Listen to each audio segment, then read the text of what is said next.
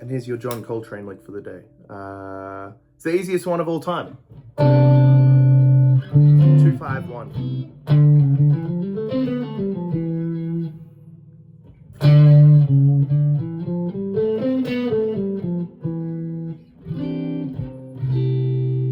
Got a train poster back there. I love that guy. Hey, okay, so I've posted a couple videos recently. They've gotten some really nice feedback and comments. And I had a few friends message me like, hey man, you build guitars. You should post about the guitar you built for Broadway. Because I actually built this instrument specifically for Broadway and nothing else. Now, I'm just going to go through the laundry list of why I did this. And now, this is the perfect guitar for me. It's not the perfect guitar for everyone. It might not be the perfect for like an old school telly picker and honky tonker. It might not be perfect for a Floyd Rose shred dude. But for me, this fulfills every bass I need. And that's, today I'm playing like a kind of all over the shop gig. This girl, Ingrid Griffin, she is so sweet and so kind. I got her on the gig. I love playing for her. She does tons of Laurel Canyon and like 70s LA rock. And that's her thing. It's awesome.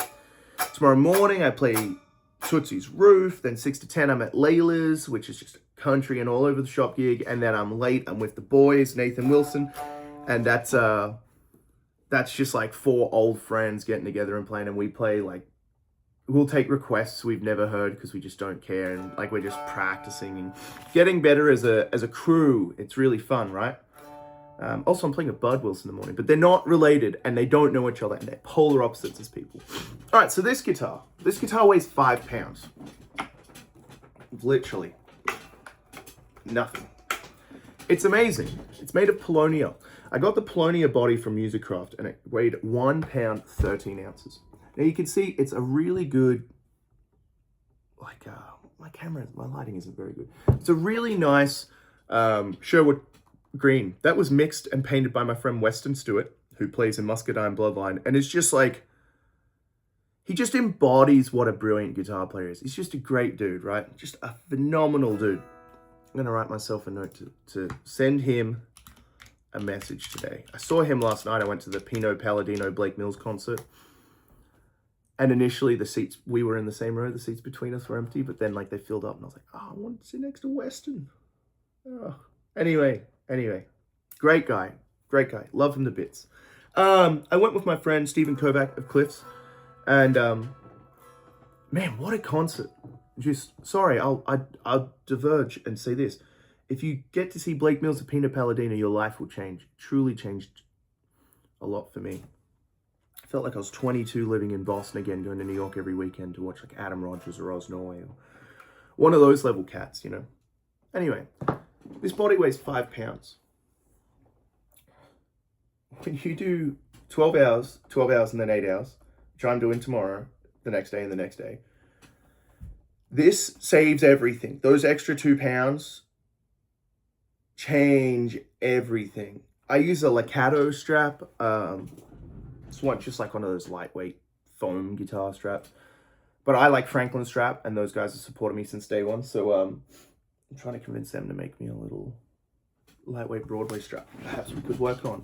It'd be good for the fellas like me who are going to grow up to have very bad backs. So worth it though, right?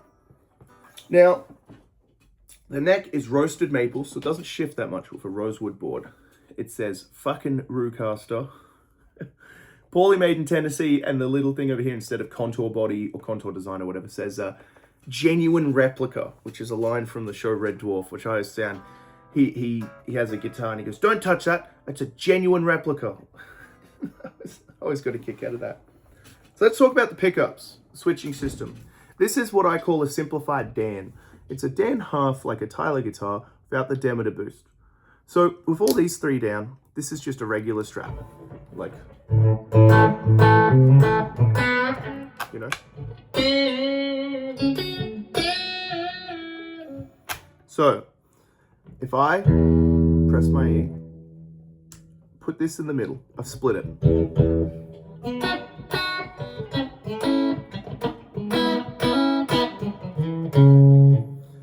put it up.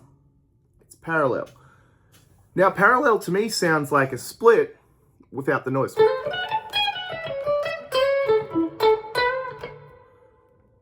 If I put it in the middle, I've got series. Then parallel. Same thing with the neck.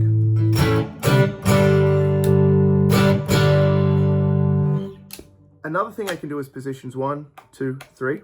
I can add the neck,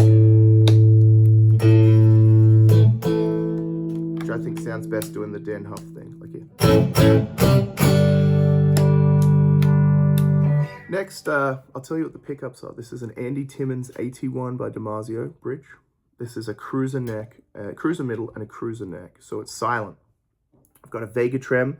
It's already starting to rust a little bit because my sweat is, apparently it's corrosive. I don't know about that, but whatever.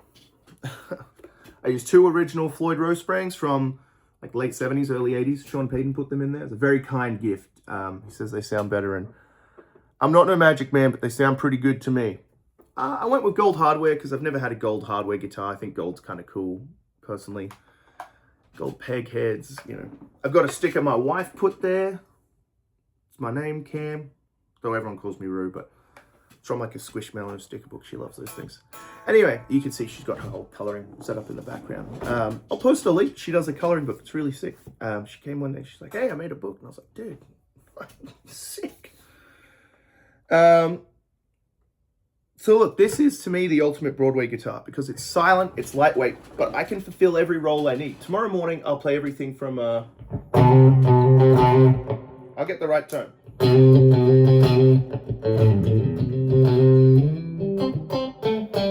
You know, I don't want to play too much, maybe copyright, but.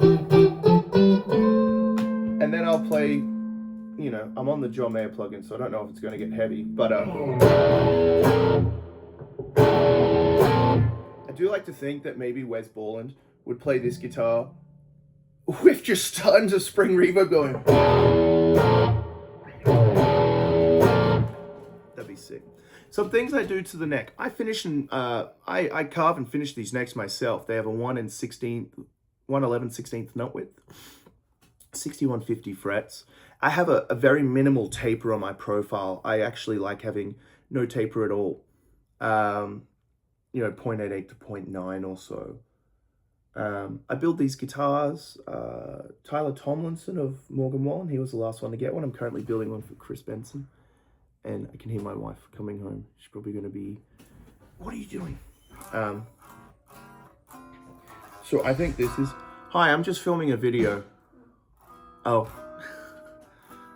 I think this is the ultimate Broadway guitar. I'm going to turn off the gain and I'll play for a sec. Let me finish this and then I'll come hang out. Oh, the cats are going crazy. You what? I said hello.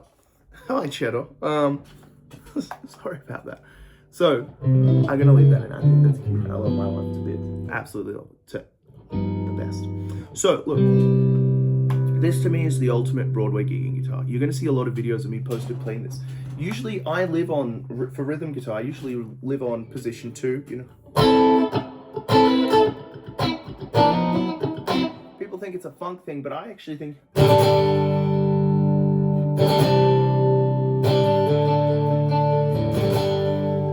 Navigating, having to cover acoustic, steel, fiddle, mandolin, all that in one gig is already hectic. That tone tends to work, and I use the neck a lot if I'm maybe...